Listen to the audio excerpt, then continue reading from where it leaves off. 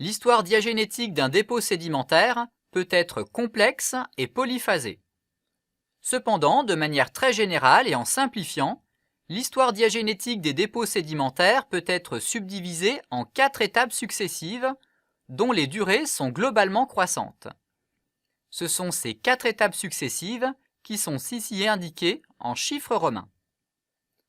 La figure présentée ici montre schématiquement la nature des phénomènes diagénétiques, leur succession au cours de l'histoire diagénétique d'un dépôt sédimentaire, ainsi que leur intensité.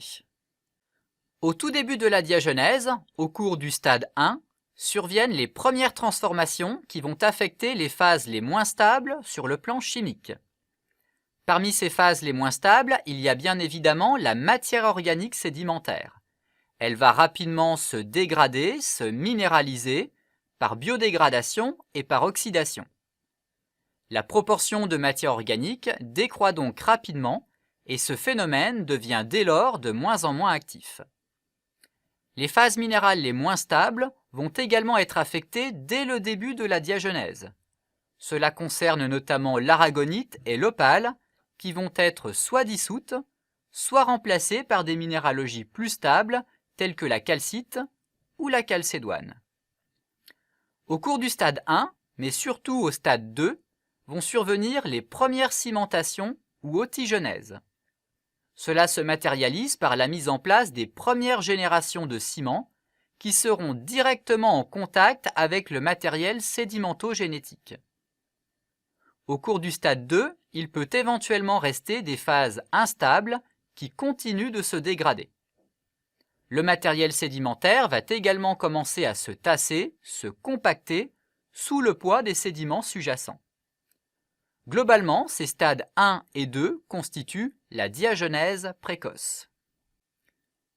Au cours du stade 3, survient une redistribution du matériel au sein de la pile sédimentaire, avec à certains endroits des phénomènes de dissolution qui mettent une partie du matériel sédimentaire en solution dans l'eau interstitielle. Cette eau va ensuite se déplacer sur des distances très variables, de quelques centimètres à plusieurs kilomètres, pour atteindre d'autres endroits de la pile sédimentaire où les solutés vont précipiter, soit dans les pores sous forme de ciment, soit en remplaçant une partie du matériel initial, parfois sous forme de nodules.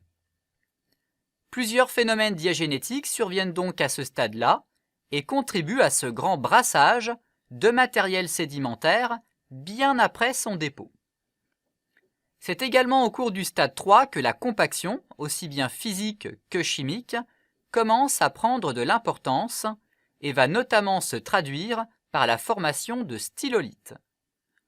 En fonction de l'enfouissement et du gradient géothermique, la température peut commencer à jouer un rôle dans les transformations diagénétiques.